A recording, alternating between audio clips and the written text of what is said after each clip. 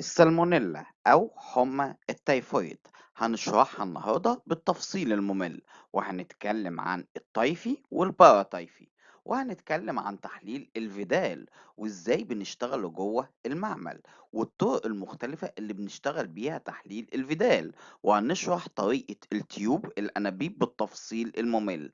فركز معايا كده وحضر كشكولك وقلمك وكوباية القهوة بتاعتك وصلي على النبي، ويلا بينا ندخل في حلقة النهاردة. بس قبل أي حاجة، لو أنت أول مرة تشوفني ما تنساش تعمل لايك للفيديو وشير للقناة وسبسكرايب عشان يوصلك كل جديد. معاكم كابتن أناليسيس.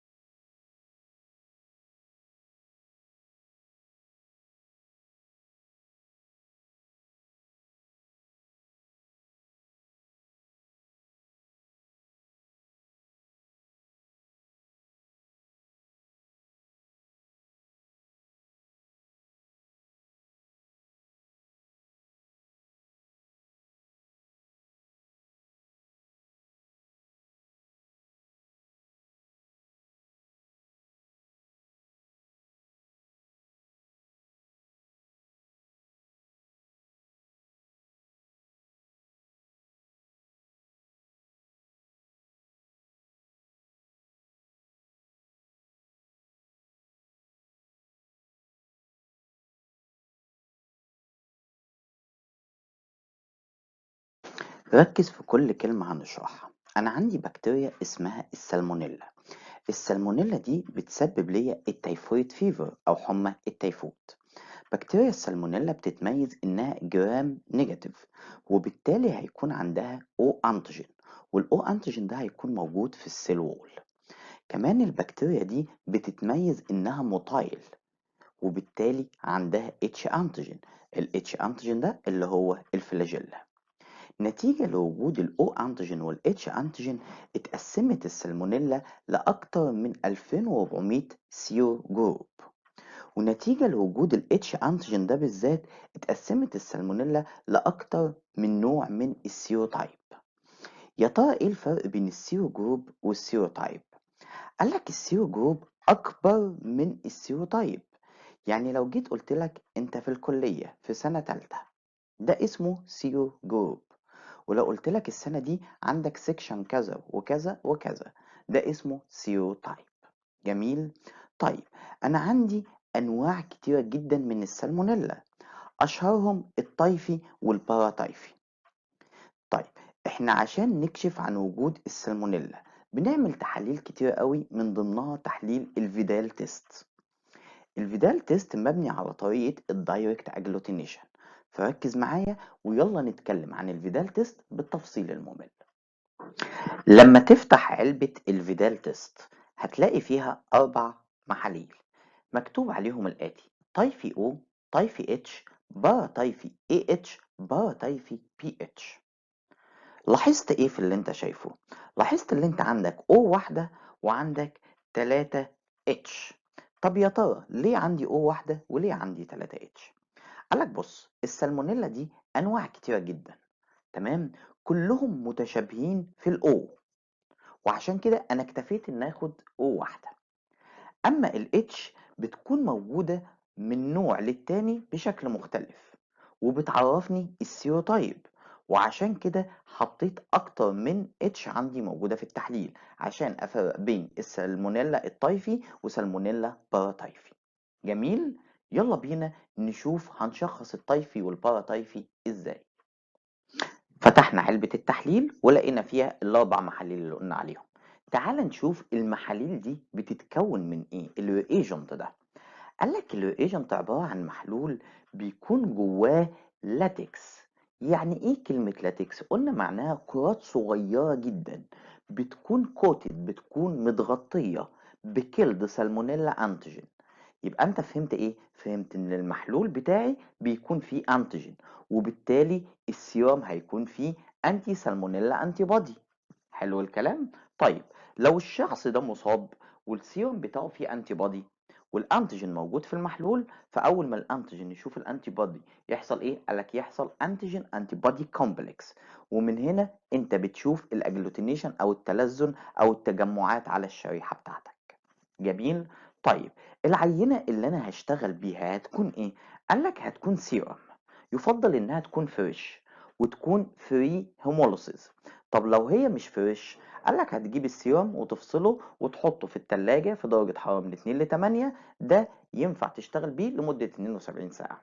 طب هل في شروط تانية؟ قالك مفيش أي شروط تانية خاصة بالتحليل. جميل.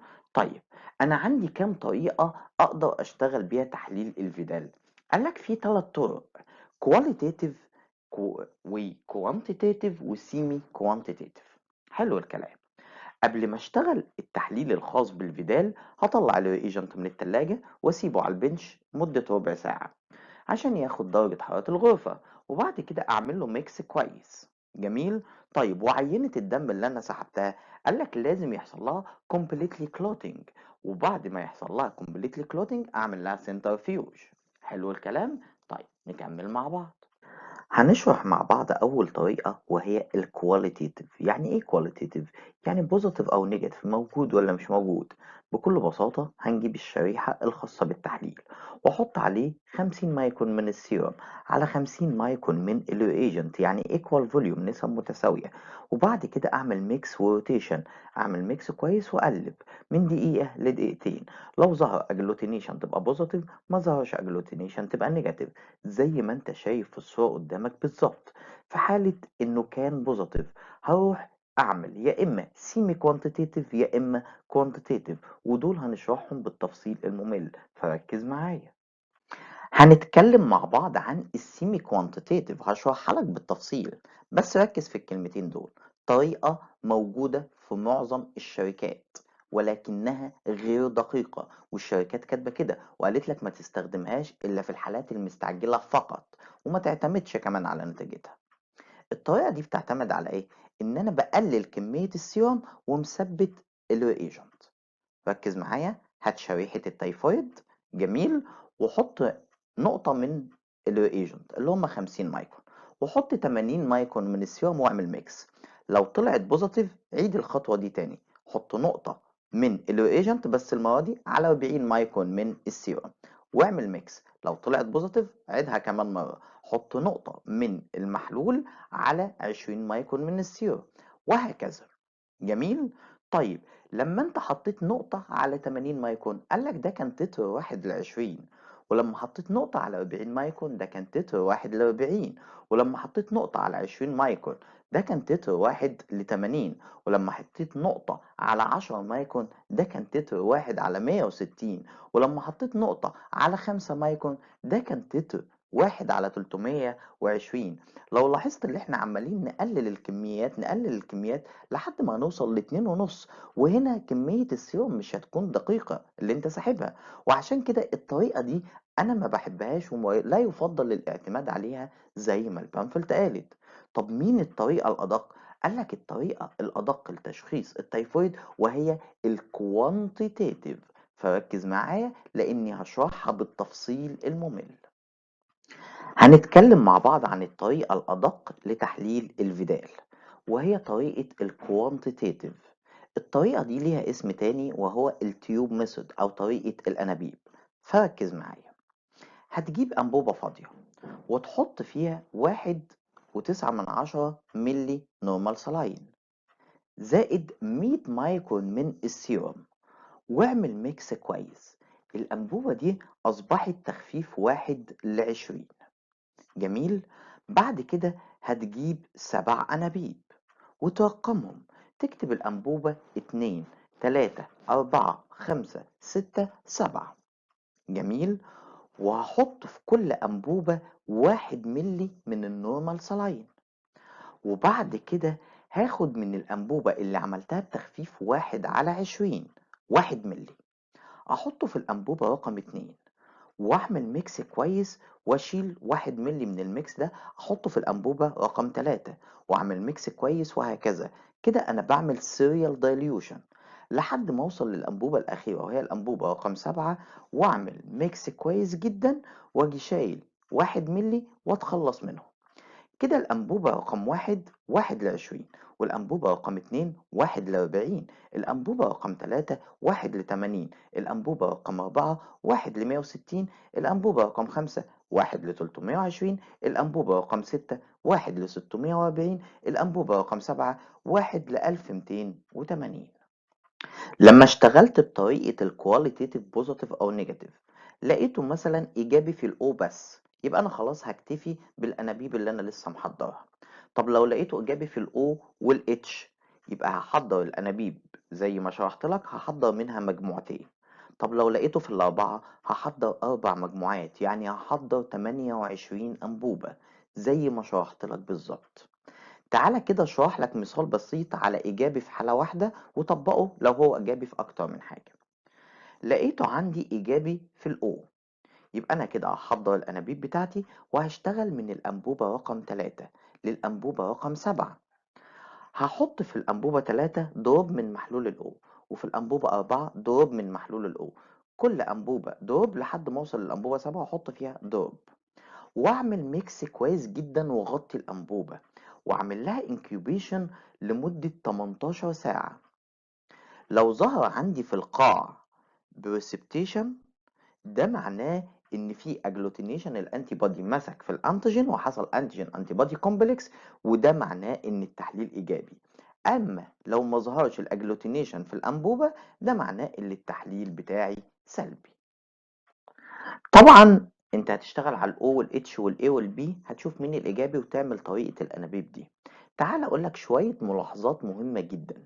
لو انت عملت التحليل بطريقة السلايد وطلع ايجابي، لازم تكتب comment confirmed by tube method، لازم تشتغل بطريقة التيوب، انا ما بعتمدش على السلايد.